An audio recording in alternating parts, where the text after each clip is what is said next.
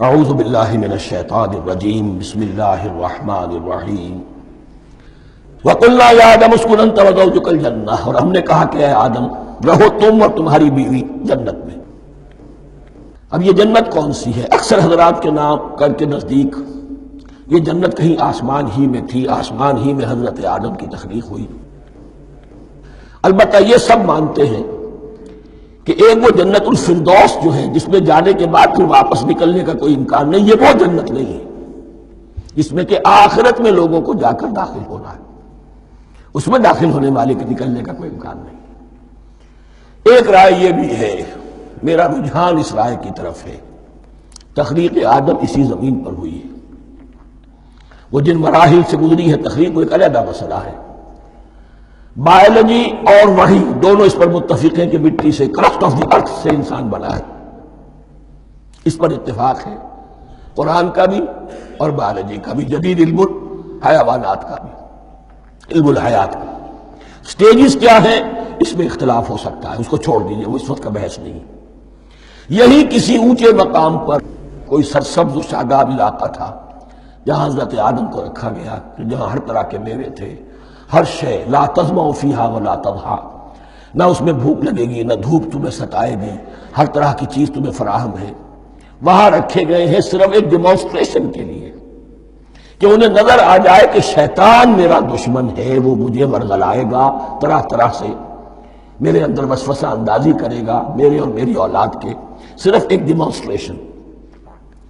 اس کی مثال یوں سمجھیے کہ سلیکشن تو ہو گیا، سی ایس پی گریڈ میں کوئی شخص آ گیا ہے، لیکن اب وہ سول سروس اکیڈمی میں رکھا جا رہا ہے۔ تو یہ کوئی اکیڈمی ہو سکتا ہے اسی زمین پر ہو، صرف بتانا یہ تھا کہ تمہیں معلوم ہو جائے کہ یہ شیطان تمہارا دشمن ہے۔ اس لیے کہ اس میں جو ایک لفظ حبوط کا آ رہا ہے، وہ حبوط صرف ایک ہی معنی میں نہیں ہوتا، دوسری معنی میں بھی ہے۔ اللہ عالم، یہ چیزیں پھر متشابہات میں رہیں گی، اس لیے ان کے بارے میں کوئی ایک رائے دوسری رائے، اس کے لیے ذہن سے، عقل سے بات کر کے ایک یا دوسری رائے اختیار کر سکتے ہیں۔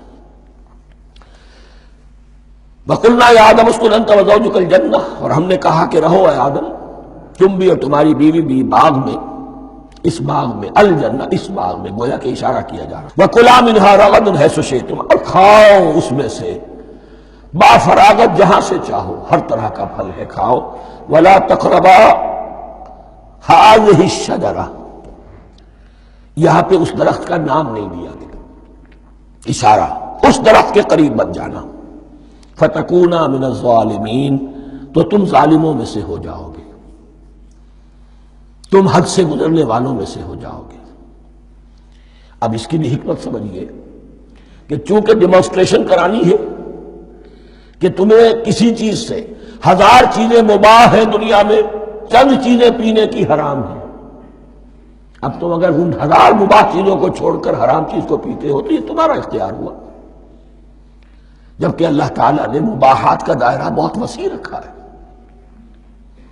جس سے چاہو چند رشتے ہیں جو بیان کر دیے گئے، یہ حرام ہے، محرمات ہے، ابدیہ ہیں، ان سے تو شادی نہیں ہو سکتی، باقی کسی مسلمان عورت سے دنیا کے کسی کونے میں وہ شادی کر سکتے، کروڑوں کے آپشنز آپ کے لیے خالی کھلے ہیں، لیکن پھر بھی انسان شادی نہ کرے، زنا کرے، یہ گویا کہ اس کی اپنی خباثت نفس ہے۔ ایک نہیں، دو دو، تین تین، چار چار تک شادی کرو، اجازت ہے تمہیں۔ تو اس اعتبار سے مباحات، اب یہ پورا باغ تمہارے لیے مباح ہے، بس ایک درخت ہے، اس کے پاس نہ جانا، اور درخت کا نام لینے کی کوئی ضرورت نہیں، تو آزمائش تھی نا، صرف ایک آزمائش اور اس کی ڈیمانسٹریشن۔ فَأَزَلَّهُمَا الشَّيْطَانُ عَنْهَا، تو پھسلا دیا ان دونوں کو شیطان نے اس درخت کے بارے میں۔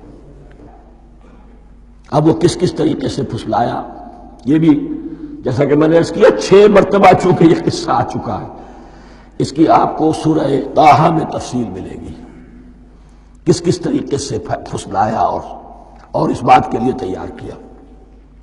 فَأَخْرَجَهُمَا مِمَّا كَانَا فِيهِ، تو نکلوا دیا ان دونوں کو اس کیفیت میں سے جس میں کہ وہ تھے، وہ کیفیت کہ نہ کوئی مشقت ہے، نہ کوئی محنت ہے، اور انسان کو ہر طرح کا اچھے سے اچھا پھل مل رہا ہے، تمام ضروریات فراہم ہیں، خاص کوئی حلہ جنت ہے جس کا کہ لباس بھی عطا کیا گیا ہے۔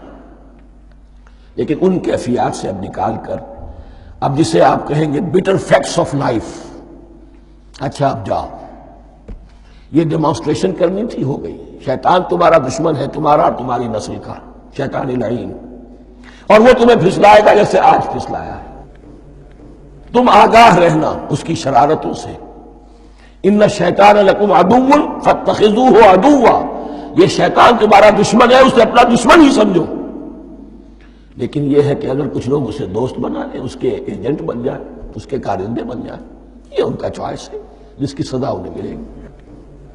فَأَخْرَجَهُمَا مِمَّا كَانَا فِيهِ وَقُلْنَا اهْبِطُوا بَعْضُكُمْ لِبَعْضٍ عَدُوٌّ، اور ہم نے کہا اترو، تم سب ایک دوسرے کے دشمن ہوگے۔ اب یہ چونکہ جمع کا صیغہ آیا ہے، ایک دوسرے کے دشمن ہوگے، تو ایک دشمنی تو شیطان اور آدم اور ذریت آدم کی ہے، ایک اور دشمنی بھی ہے جو انسان میں مرد اور عورت کے مابین ہے۔ عورت بھی پھسلاتی ہے، غلط راستے پر ڈالتی ہے، مرد عورتوں کو گمراہ کرتے ہیں، عورتیں مردوں کو گمراہ کرتی ہیں۔ قرآن مجید میں کہا گیا یا ایھا الذین آمنوا ان من ازواجکم واولادکم عدوا لکم فاحذروہم، اہل ایمان چوکنے رہو، چوکس رہو، تمہاری بیویوں اور اولاد میں سے تمہارے دشمن ہیں، بچ کر رہو، کیپ الرٹ، کہیں ان کی محبت تمہیں راہ حق سے منحرف نہ کر دے۔ تم ایک اچھا کام کرنا چاہتے ہو، بیوی رکاوٹ بن گئی، بیوی کو اچھا کام کرنا چاہتی، شوہر رکاوٹ بن گیا، تو یہ محبت نہیں ہے، یہ عداوت ہے۔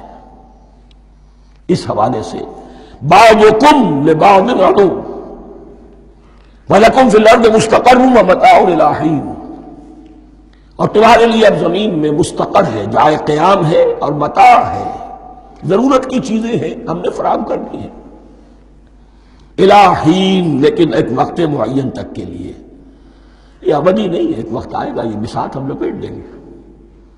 یوم نطوی السماء کطی السجل للکتب، جس دن کے ہم تمام فضاؤں کو اور تمام خلاؤں کو، تمام آسمانوں کو اس طرح لپیٹ لیں گے جیسے کتابوں کا طوبار لپیٹ دیا جاتا ہے۔ ایک وقت آئے گا، یہ تخلیق الی اجل مسمی ہے، الی حین ہے۔ صدق اللہ العظیم۔